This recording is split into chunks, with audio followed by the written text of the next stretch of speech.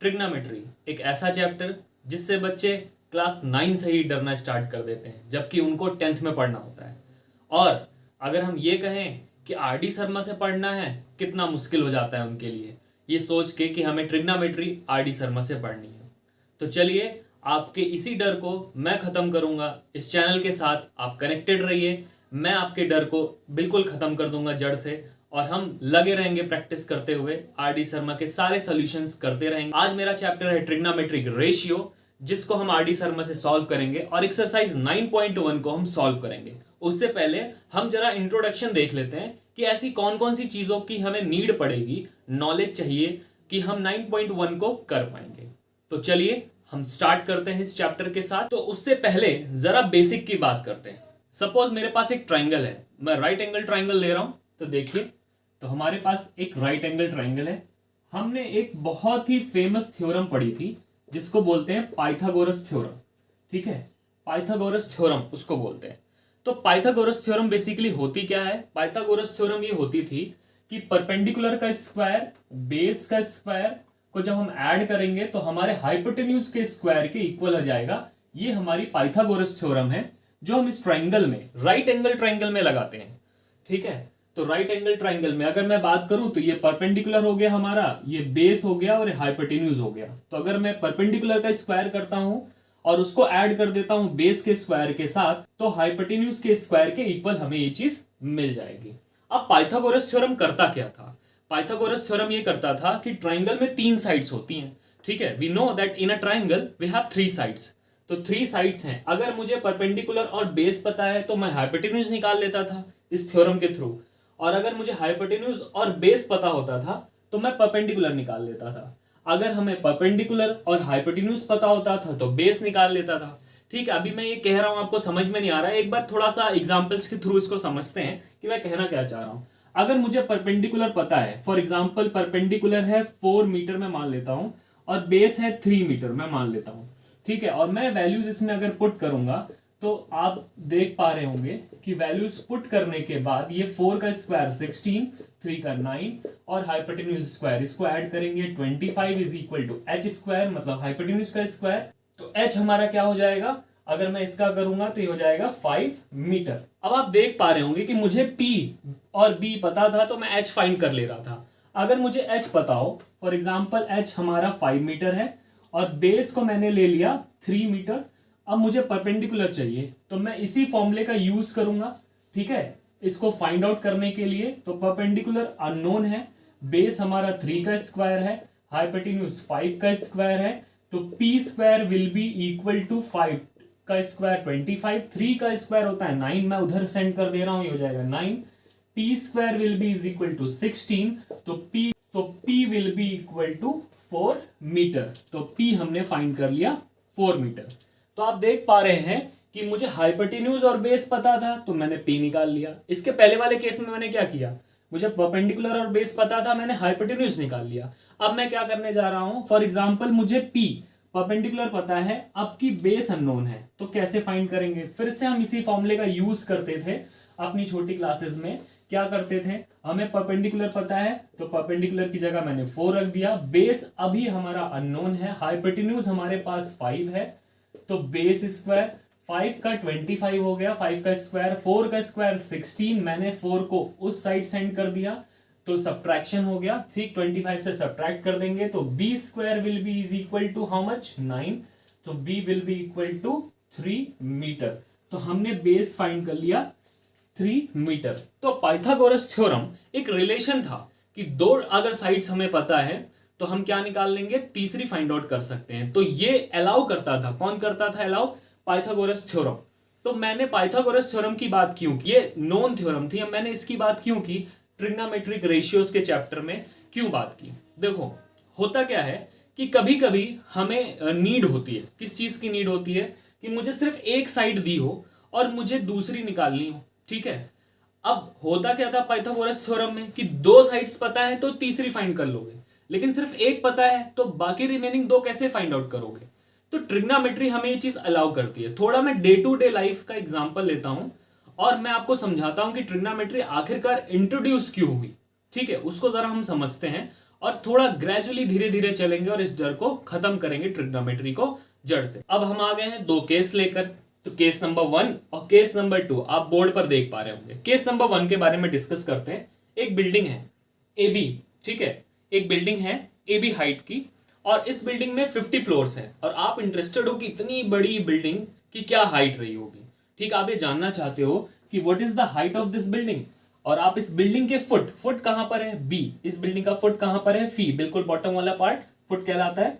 बहुत ही word use होगा आपके वर्ड प्रॉब्लम में ट्रिग्नोमेट्री के। तो इस B पॉइंट से आप यहां पर खड़े हो C पॉइंट पर, आप यहां से देख रहे हो इस बिल्डिंग की हाइट को कि कितनी बड़ी है, आप इंटरेस्टेड हो जानने में। तो कैसे पता लगाएंगे, आप इतनी दूरी पर खड़े हो, आपका नोन है, फॉर एग्जाम्पल आप 30 मीटर पे खड़े हो, ये चीज नोन है, लेकिन आप अब हाइट जानना चाहते हो, कैसे फाइंड आउट करेंगे। तो पाइथागोरस थ्योरम की अगर मैं बात करूं तो उसमें क्या होता था, दो साइड्स पता होती थी तब जाके आप तीसरी फाइंड आउट करते थे, लेकिन अभी तो सिर्फ एक पता है, तो आप दूसरी कैसे फाइंड करोगे, दूसरी के बाद तीसरी कैसे फाइंड करोगे, तो पॉसिबल नहीं लग रहा जहां तक आपने अभी तक पढ़ाई की है, क्योंकि ट्रिग्नोमेट्री तो अब आप स्टार्ट कर रहे हो पढ़ना। तो अब बात करते हैं केस नंबर 2 की। तो केस नंबर 2 में ये आपका घर है, अब इसमें आप क्या इंटरेस्ट दिखा रहे हो कि ये सामने कार खड़ी है, और आप ये इंटरेस्टेड है कि ये कार आपके घर से कितनी दूरी पर खड़ी है।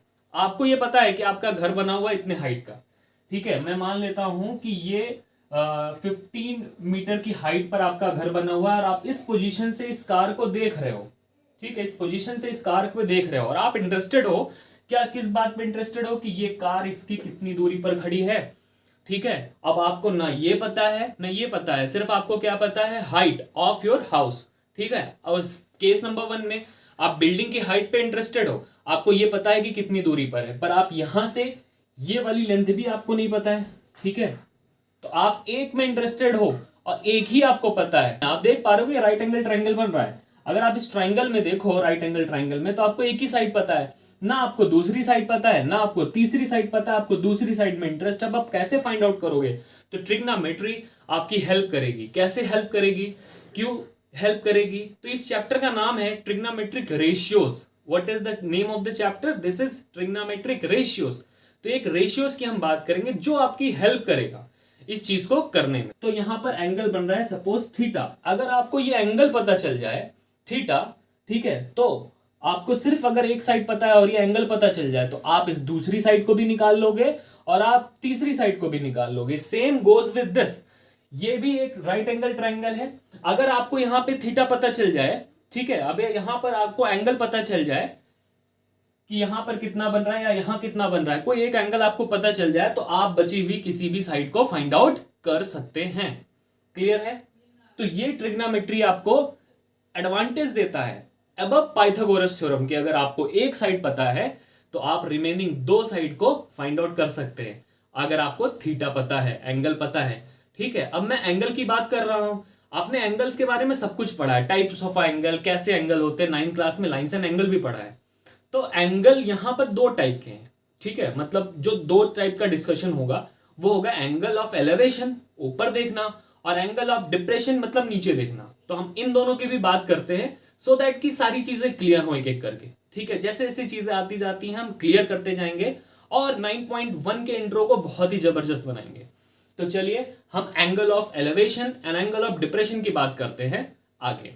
सपोज यहां पर कोई खड़ा है, ठीक है, आप खड़े हो, आपकी यहां पर क्या है, आईज है। अब यहां से आप क्या कर रहे हो, देख रहे होगे, बिल्कुल स्ट्रेट लाइन जो आप देख रहे हो, ये बिल्कुल स्ट्रेट लाइन है। तो इस लाइन को हम क्या बोलते हैं, लाइन ऑफ विजन, या फिर कहीं कहीं विजन की जगह आपको लाइन ऑफ साइट भी देखने को मिलेगी।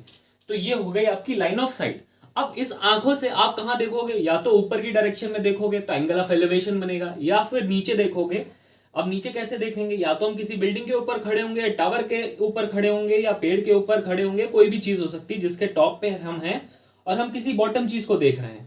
तो दो एंगल बनेंगे, एक तो ऊपर देखने वाला और एक नीचे देखने वाला। तो अब हम उसके बारे में डिस्कस करते हैं। अगर मैं यहां से ऊपर देख रहा हूं तो मेरा क्या बना, ये थीटा बना, और इस थीटा को बोलते हैं हम एंगल ऑफ एलिवेशन। क्या बोलते हैं, एंगल ऑफ एलिवेशन।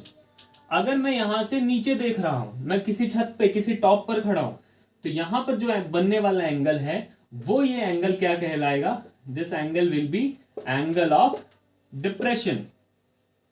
क्लियर? तो ये आपका क्या बनेगा? Angle of depression. अब आपको ये क्लियर हो गया कि एंगल ऑफ एलिवेशन और एंगल ऑफ डिप्रेशन क्या होता है। तो अब हम फिर केस पे चलेंगे और मैं दिखाऊंगा कि वहां पर क्या हो रहा है। ठीक है, तो चलिए केस पे चलते हैं और फिर चीजों को दोबारा से समझते हैं। तो जो हमारा बिल्डिंग वाला केस था, ये हमारी बिल्डिंग थी ए बी, और मैं यहां से क्या देख रहा हूं? टॉप को देख रहा हूं, और ये रहा मेरी लाइन ऑफ साइट। तो यहां पर बनने वाला थीटा, तो ये हमारा थीटा क्या है? This is your angle of elevation, क्योंकि आप ऊपर को देख रहे हैं। तो चलिए एंगल ऑफ डिप्रेशन की हम बात करते हैं। अब एंगल ऑफ डिप्रेशन क्या है? आप जैसे छत पर खड़े हो, ठीक है, मैं बार बार अब घर नहीं बना रहा हूं, तो मान लेते हैं आपके घर की हाइट ए बी है और कार खड़ी है इस सी पोजीशन पर। क्लियर है? अब आप क्या कर रहे हो? अब आप स्ट्रेट लाइन जो देख रहे हो कि ये क्या है, यहां से आप देख रहे हो एकदम straight, this is your line of vision, line of site.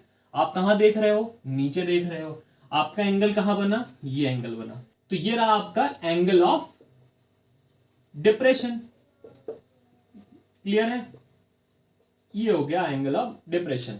अब हो क्या रहा है कि ये जो बेस है हमारी, जो जमीन है, ग्राउंड है हमारा, और ये हमारी लाइन ऑफ साइड है, ये होती पैरेलल है। ठीक है, तो जमीन बिल्कुल स्ट्रेट है और ये मेरा लाइन ऑफ साइड बिल्कुल स्ट्रेट है, तो दो पैरेलल लाइन हो गई, और ये एज अ ट्रांसवर्सल वर्क करेंगी। तो अगर ये थीटा है तो अल्टरनेट एंगल से ये भी थीटा हो जाएगा। आपके मन में क्वेश्चन रेज हो रहा होगा कि सर ये करने की नीड ही क्या थी, ऐसा क्या जरूरत थी कि हमको ये करना पड़ा? क्योंकि मेरा पूरा का पूरा रोल, पूरी ट्रिग्नोमेट्री राइट एंगल ट्रायंगल के अंदर लगती है। ये राइट एंगल ट्रायंगल है, तो अब थीटा को मुझे ट्रायंगल के अंदर लाना पड़ेगा, तभी तो हम ट्रायंगल का यूज कर पाएंगे। सो दैट्स वाई हमने इस थीटा को अल्टरनेट एंगल लगाकर अंदर कर दिया, जहां पर हम ट्रिग्नोमेट्रिक की बात करेंगे। अब हम बात करते हैं ट्रिग्नोमेट्रिक रेशियोज की। ये क्या है रेशियोज जो हमें हेल्प करते हैं, उसको हम समझेंगे। देखो, ट्रिग्नोमेट्रिक रेशियो को मैं धीरे धीरे करके एक्सप्लेन करता हूं। पहले तो मैं बात बताता हूं कि ट्रिग्नोमेट्रिक का मतलब क्या है। तो जो ये वर्ड है ट्रिग्नो, ठीक है, ट्रिग्नो का मतलब होता है ट्रायंगल, ठीक है, और मेट्रिक का मतलब होता है मेजर। इसमें ट्रायंगल्स की साइड्स का क्या होता है? मेजर होता है। दैट्स वाई इसका नाम पड़ गया ट्रिग्नोमेट्री। अब रेशियो क्या है? आप रेशियो जानते हो, आपने एक वर्ड सुना था रेशियो एंड प्रोपोर्शन, छोटी सी क्लासेस में आप पढ़ते थे वहां पे। तो वो रेशियो मतलब कोई चीज डिवाइड में होगी। अब देखिए यहां पर कुछ लिखा हुआ है, क्या है?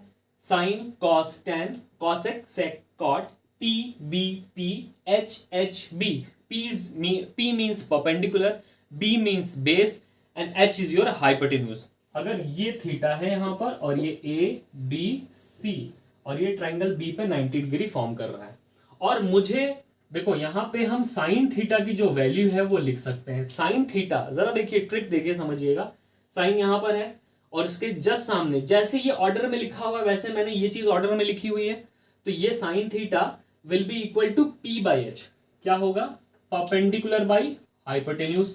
अब जरा ध्यान से समझने की कोशिश करेगा, ये हो गया परपेंडिकुलर अपॉन हाइपोटेन्यूज। अगर मुझे कॉस थीटा लिखना पड़े तो कॉस के जस्ट सामने यहां पर क्या लिखा हुआ है? बी, और बी के क्या नीचे लिखा हुआ है? एच।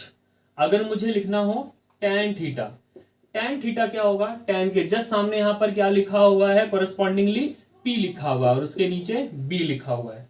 ठीक है, so this is the value of the sine theta, cos theta, tan theta. अब हम इसके बाद बात करते हैं कॉसेक थीटा की। कॉसेक थीटा के कोरस्पॉन्डिंग हमने क्या लिख रखा है? एच लिखा है, हाइपोटेन्यूज, तो मैं ये लिख सकता हूं, और एच के ऊपर जस्ट क्या लिखा हुआ है? पी। आगे बात करते हैं सेक थीटा की, बात करते हैं।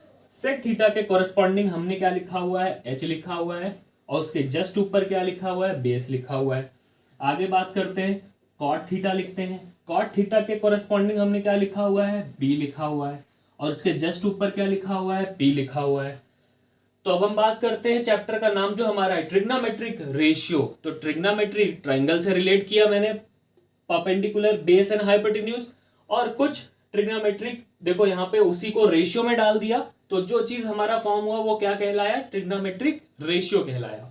अब ये क्या कर रहा है? देखो, मुझे थीटा नोन है, I know the value of the theta, हम वहां पे थीटा की वैल्यू ढूंढ लेंगे। और अगर मुझे इस ट्रायंगल का, मान लेते हैं ये थीटा है, ये P, ये B और ये हाइपोटेन्यूज होगा, 90 के सामने वाला हाइपोटेन्यूज होता है, मुझे हाइपोटेन्यूज पता है, I know the value of the hypotenuse and also I know the value of theta.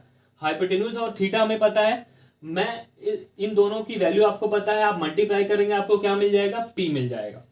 तो आप देख रहे हो कि इस ट्राइंगल में आपको एक चीज पता है, थीटा पता है, आपने पी निकाल लिया। अब सेम चलते हैं, आगे बढ़ते हैं।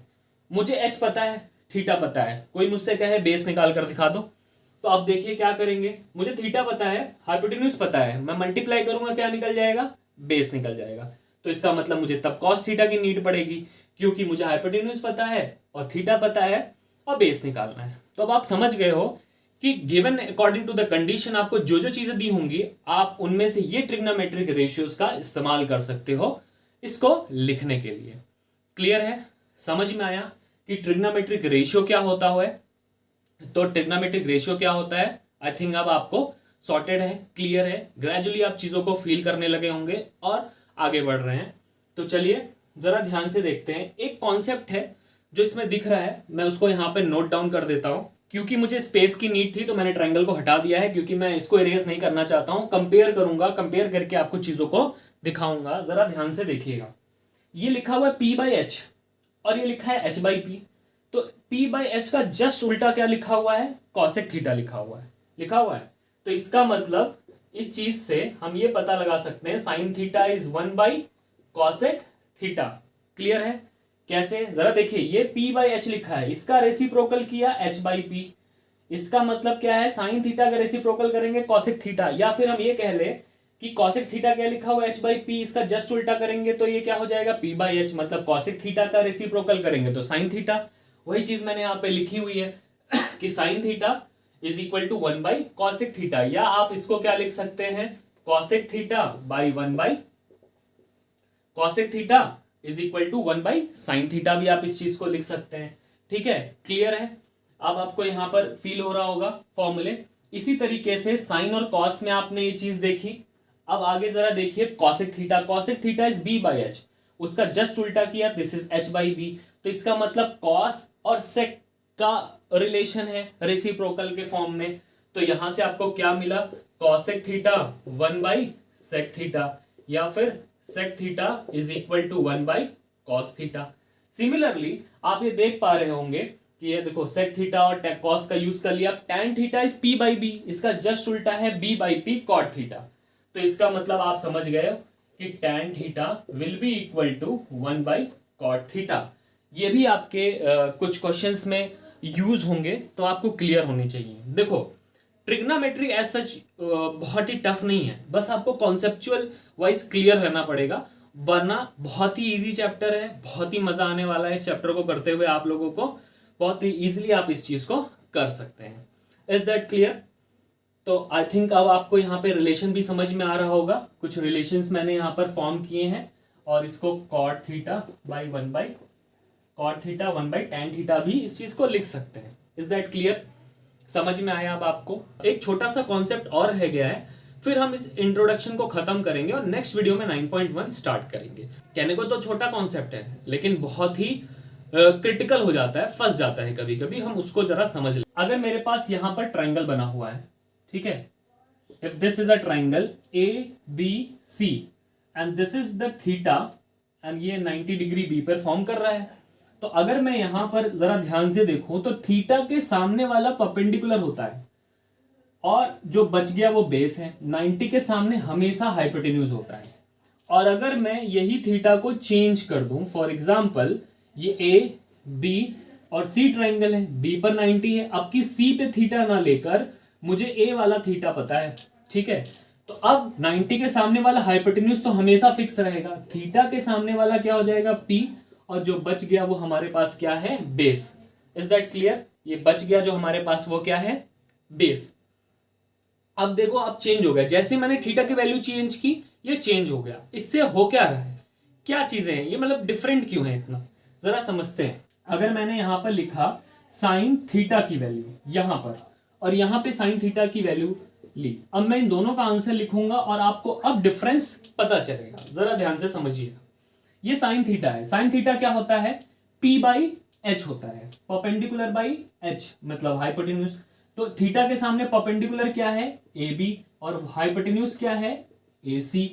यहां पे जरा बात करते हैं, यहां थीटा के सामने परपेंडिकुलर क्या है, BC, और हाइपोटेन्यूज क्या है, AC। अब आप देख रहे होंगे डिफरेंस, ठीक है। अगर अभी भी आपको नहीं समझ में आ रहा है तो मैं कुछ वैल्यूज लेता हूं, फिर आपको समझ में आएगा।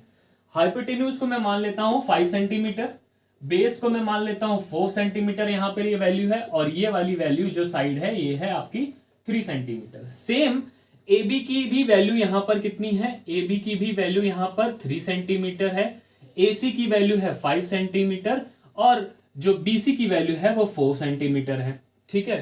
मैंने सेम ट्रायंगल उठाया है, यहाँ पे बस थीटा बदला हुआ है, वैल्यूज सारी की सारी वही है, साइड्स की मेजरमेंट्स वही है। तो अगर मैं यहां पर वैल्यूज उठा के पुट करने लगूं, यहां पर BC की वैल्यू क्या गिवन है 4, और AC क्या है आपका 5, यहां पर AB की वैल्यू 3 है, ठीक है, क्योंकि थीटा बदल गया था तो परपेंडिकुलर बदल गया, और AC की वैल्यू 5 है। आप क्लियरली देख पा रहे होंगे यहां साइन थीटा का कुछ और मतलब है 4/5, और वहां साइन थीटा का मतलब 3/5 है। तो आप डिफरेंस यहां पर देख पा रहे होगे, थीटा बदलेगा आपका आंसर भी बदलेगा, ठीक है। तो ऐसे बहुत सारे क्वेश्चंस आपको मिलेंगे, ठीक है। जैसे एक क्वेश्चन आपको यही मिल सकता है, देखो एक चीज और, ये साइन थीटा की जगह मैं इसको साइन C भी लिख सकता हूं, क्योंकि C एंगल C भी तो होता है ना, हम एंगल C भी तो लिखते हैं। तो एंगल C को थीटा है तो थीटा की जगह C लिख सकते हैं हम, यहाँ पे थीटा की जगह एंगल A लिख सकते हैं।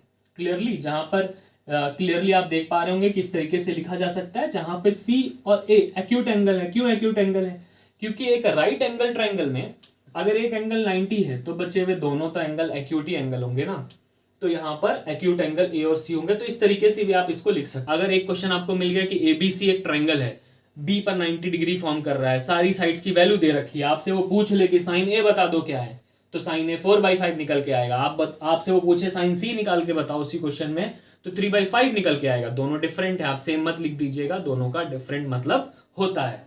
क्लियर है। तो आई थिंक जितनी ट्रिग्नोमेट्री की चीजें हैं वो मैं कवर कर चुका हूं। अब हम वेल इनफ है कि हम 9.1 एक्सरसाइज को स्टार्ट कर सकते हैं। एक छोटी सी चीज और, ठीक है, जो आपने ध्यान नहीं दी होगी लेकिन करते टाइम आपको कंफ्यूजन आती है, बहुत बच्चों को आती है। जरा देखिए, जैसे होता क्या है, ये लिखा हुआ है साइन A या फिर साइन थीटा ही लिखा हुआ है, ठीक है। तो बच्चे ये सोचते हैं कि देखो ये चीज बिल्कुल भी इस चीज के इक्वल नहीं है, साइन मल्टीप्लाइड बाय A नहीं लिखा हुआ है। ये कुछ ऐसा नहीं है कि 2x का मतलब होता है 2 मल्टीप्लाइड बाय x, ये कुछ ऐसा नहीं है। A एंगल का साइन निकाल, और यहां पर अगर आप थीटा देखिए तो इसका मतलब ये sine theta multiplied by theta नहीं है, क्योंकि थीटा का साइन निकाल रहे हैं। क्लियर है। तो आई थिंक अब आप समझ गए हैं। तो नेक्स्ट वीडियो में हम कवर करेंगे एक्सरसाइज 9.1। Thank you.